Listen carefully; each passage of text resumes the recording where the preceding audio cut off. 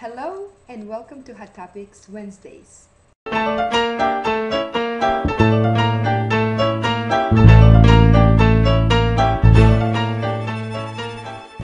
Today we're going to talk about psychology of Generation Net and how we as online teachers and trainers can structure our classrooms and our courses according to the characteristics of this generation.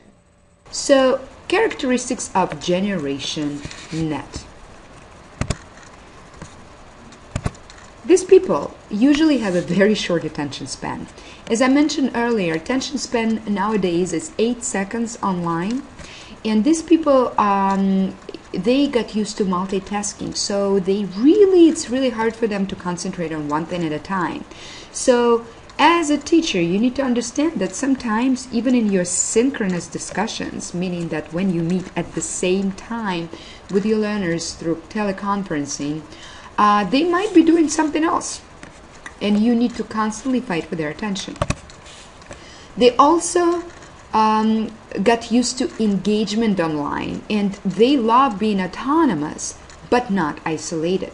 So they really need to be constantly engaged in doing something with technology, and so their learning needs to be also very engaging. They also thrive on connections and relationships. And this is interesting that connections and relationships in maybe our terms are different than the Generation Net. They can be very emotionally open, even with people who they do not know very well. And they can connect, not even based on how well they know somebody.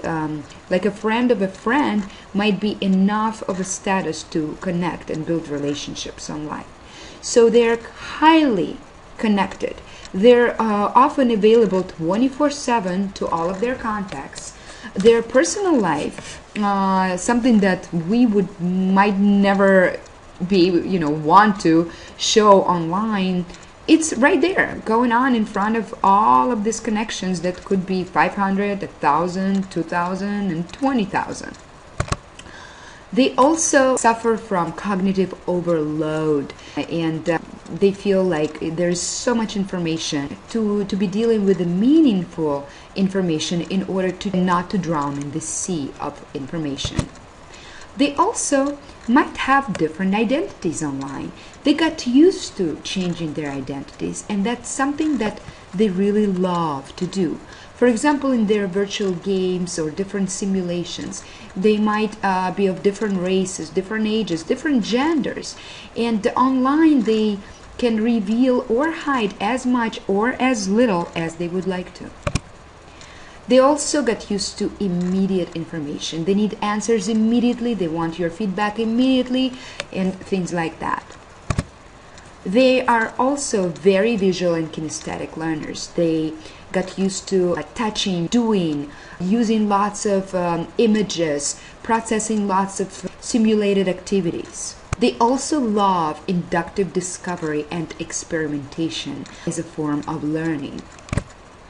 And they're very diverse. They're of different ages, different races, different learning styles, different personality types. And what they love, because of all of this cognitive overload and multitasking, they love structure, they seek for structure, and they need to deal with very structurally designed things. And often they lack social skills that we take for granted. So what does it leave us as teachers? We constantly need to develop attention-grabbing techniques and constantly fight for our learners' attention. We also need to engage our learners, and we need to teach them by doing, by gaming, by visualization, discovery, and project-based learning. We need to provide differentiation for our learners and create different forms of media so they can match to different personality types and different learning styles. We need to structure our assignments, and at the same time we need to allow for the space of autonomy.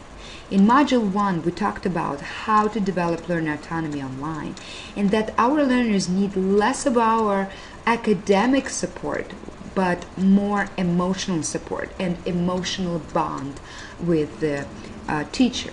So emotional connection and relationship building is #1 priority, even more so than academic support online. We also need to teach them netiquette rules, how to communicate with each other, how to address you, so you don't get emails like, hey, where's my homework is going to be done. So things like that. And there are a couple of suggestions for netiquette rules underneath this video. We also need to teach them overtly about their different learning strategies and time management and prioritization, as well as curation of information. Curation of information refers to what we choose among the huge ocean of information that's coming to us. So very important to understand that your learner becomes a huge part of the teaching process, and there is no longer a real clear separation on teacher versus learner. I hope you enjoyed this post, and if you did, please click like and share it with the rest of your networks. And please join mine. Let's connect on Facebook, YouTube, LinkedIn, Twitter. And now what I would like for you to do is, under this video, please share your comments about the Generation Net. What are some observations that you have? What are some strategies that you found useful? And if you're not on my blog list yet, please come on over to www.wiredatheart.com and have a wonderful day and conquer that distance.